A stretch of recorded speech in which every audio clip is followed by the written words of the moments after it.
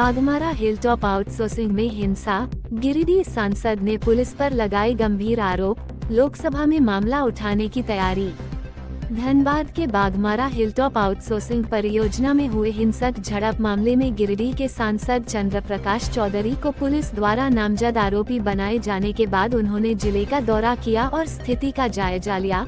सांसद चंद्र प्रकाश चौधरी ने वरीय पुलिस अधीक्षक और उपायुक्त से मुलाकात की।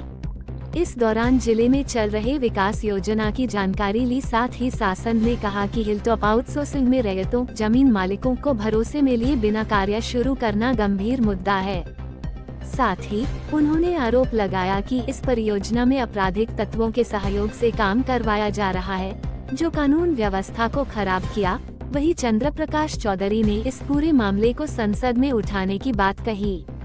उन्होंने कहा कि बिना स्थानीय जनता और प्रभावित रैयतों की सहमति के किसी भी परियोजना को शुरू करना जनविरोधी कदम है।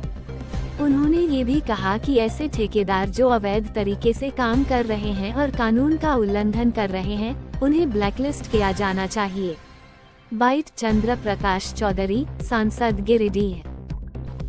धनबाद आया और धनबाद आने के बाद कल रात में एसएसपी से मिले, आज उपायुक्त से भी मिले और विकास संबंधी योजनाएं के लिए डीडीसी से भी मैंने बात किया। खास करके मुख्य विषय यही था कि जो एरिया 3 में जो घटना घटा, हिलटॉप के द्वारा जिस प्रकार से अवैध कारोबार काम शुरू किया गया था और विस्थापितों का बाद जो रैयत हैं, जिनका ज़मीन है, जो विस्थापित हो रहे हैं, उनको बिना मुआवजा दिए, बिना उनको विश्वास में लिए और बिना इन्वायरमेंट क्लियरेंस लिए और बिना वन विभाग का क्लियरेंस लिए बाई जबरन जिस प्रकार आपराधिक तत्व के लोगों को आगे लाकर, लोगों को धमकाकर, लोगों को डराकर जिस प्रकार बाई जबरन काम किया जा रहा था, तो उसी को लेकर विस्थापित हमारे पास आए थे। तो हम विस्थापितों को मैं आश्वस्त किया था कि वहाँ के जीएम से वार्ता करके आपकी बात को, आपके पक्ष को हम रखेंगे।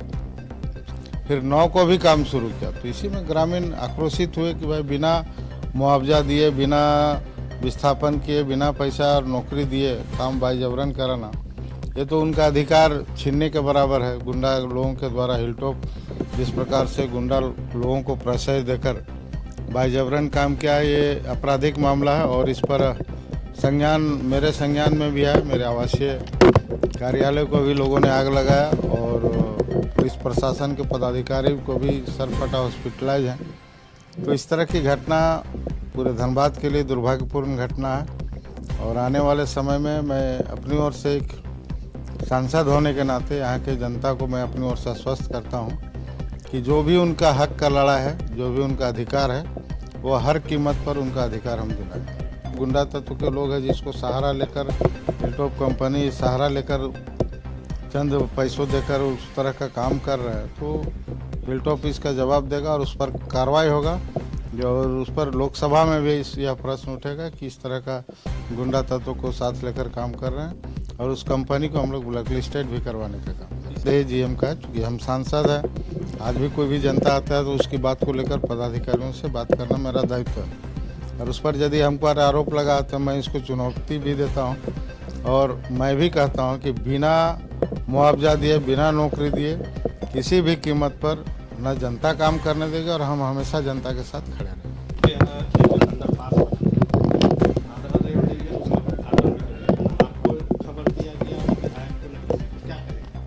देखिए, हम लोगों का डिमांड है, हम लोग रहते हैं और रेलवे में जितनी भी समस्या होती है उसको हम लोग 9 तारीख को तो जो बैठक थी वो आद्रा डिवीज़न के साथ ही बैठक थी, 28 तारीख को धनबाद डिवीज़न के साथ बैठक, ये बैठक होते रहती है।